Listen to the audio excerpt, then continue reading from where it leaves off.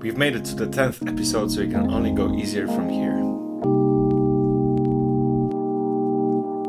Hi, I am Matthew, and this is Coda. How was your week? I hope you had a nice week.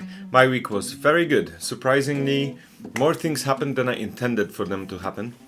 And here we are. I'm also very surprised. And what else can you be except for surprised? I don't know. Pleased? Let's say pleased. Pleased is a good word to use. So surprised and pleased because mid-month blues that I was talking about didn't very much occur this month. It kind of... I've noticed a little bit of a deepness in the mood, but nowhere near compared to what we faced last week.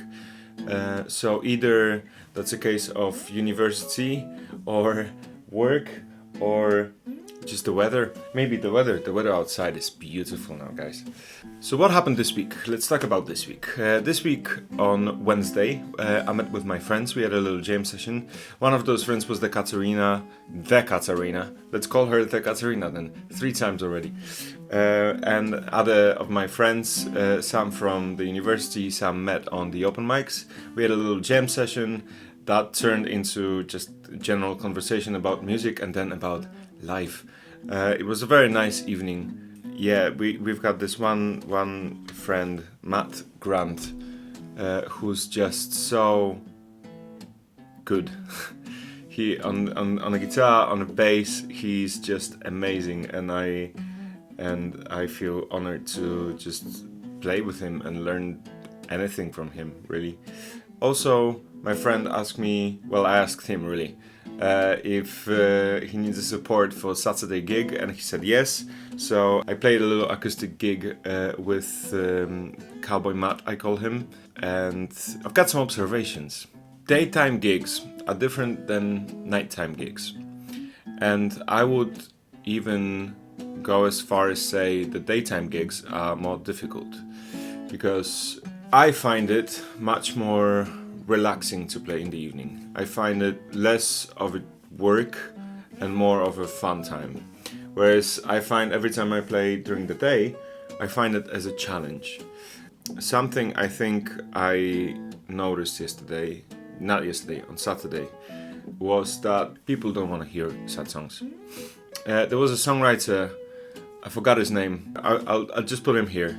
He did a very good lecture on songwriting and what kind of songs are you writing. He said, if you want to be popular, or if you want to be, played on the radio and make it, then you have to write songs that people are gonna like from the get-go, because those songs that make really good money are played in the mornings when people are going to work, and they are, and I quote him here, that people basically automatically hate your music from the moment that they hear it, and you have to convince them that they like it.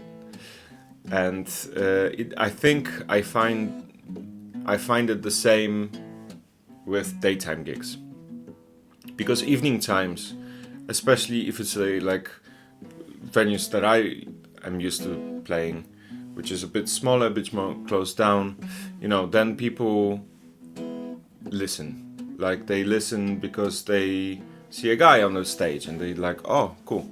And if you're good enough, then they're gonna, say to you after the gig you were good enough. But I find that during the day, I don't want to say I am a background music, but there's so much more work going into involvement of other people in whatever you're doing. One of the things that is a very big part of it, from what I've seen, what I observed, is rhythm. And rhythm is something that I've been working on, definitely, and that's something I've been that's something I've been listening to in all the songs that I've been listening to since the first episode, basically.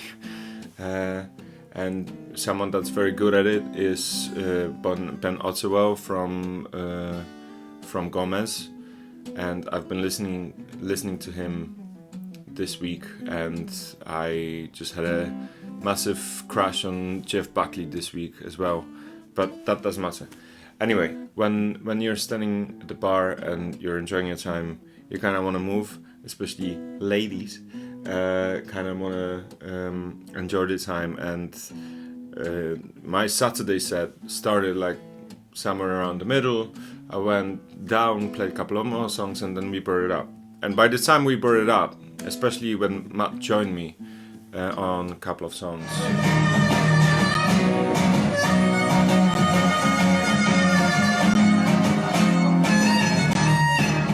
people automatically got more involved into it, although they were very difficult, because in the evening getting somebody to sing isn't that much of a job. Like if you have a simple chorus, it's not that hard if you put energy in it, and if you believe in what you're doing and you don't fold, then they will follow. But during the day it's so much more difficult. There's like a pushback. It's like, no, you do your thing, we do our thing. We don't connect. This is not an exchange of experiences.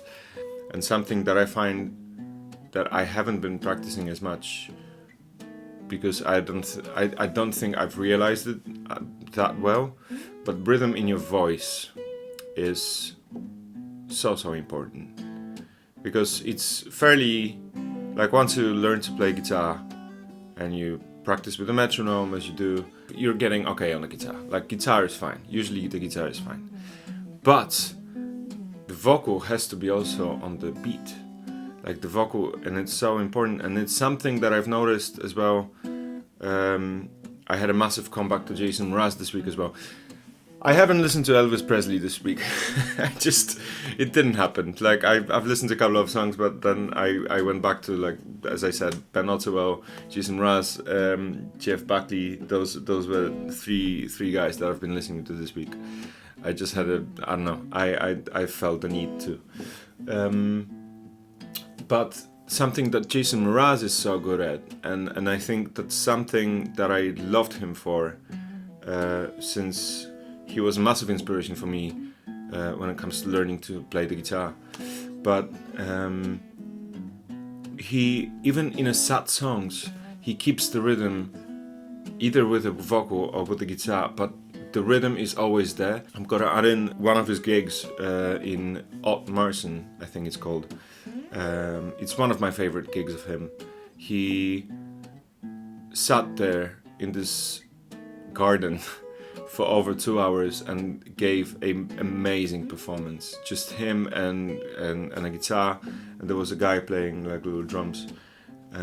But the whole gig is interesting.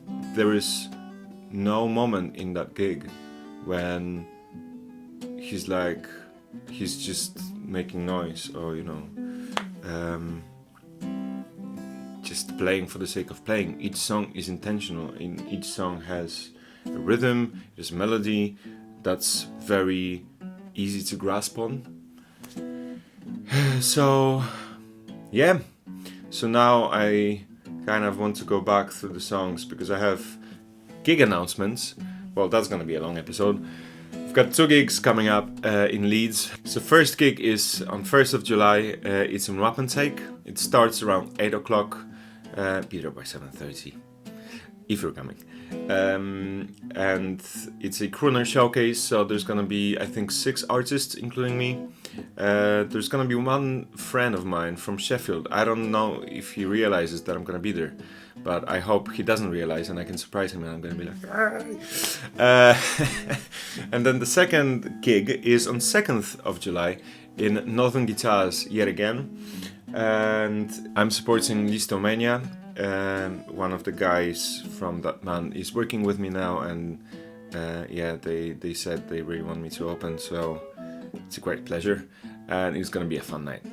So can't wait for them. But coming back to the subject I was talking about, what I need to do now is practice, especially this week because of the gigs that are coming this week and next week, is practice my vocal rhythm and look at songs and look at parts that maybe don't have a very defined rhythm. I already know one. I've got a song, Apple Tree, that's a fairly stable song. Classical guitar is always better. I can see that when I play Summer House summer day. That's fine. People have no problem with that. From reactions I see and from people enjoying their time, that's fine. But as soon as it comes to this pre-chorus, there is something about it. I don't know if it's the da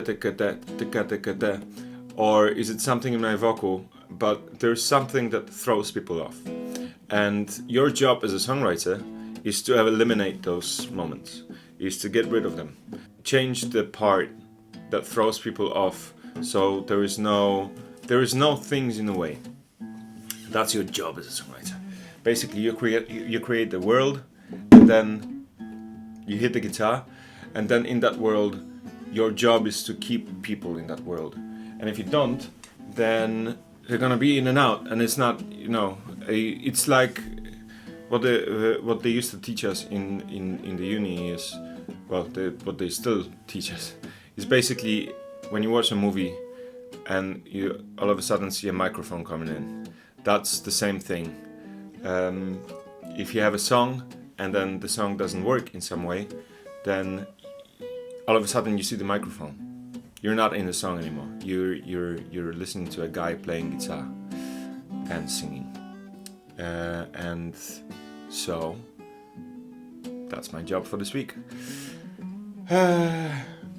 As I haven't listened to Elvis Presley that much, we're gonna try and listen to him this week again, and hopefully it's gonna work out. I hope you had a nice week, and I wish you a very nice week ahead. Enjoy the weather because it's beautiful, and I'll catch you next week in Coda.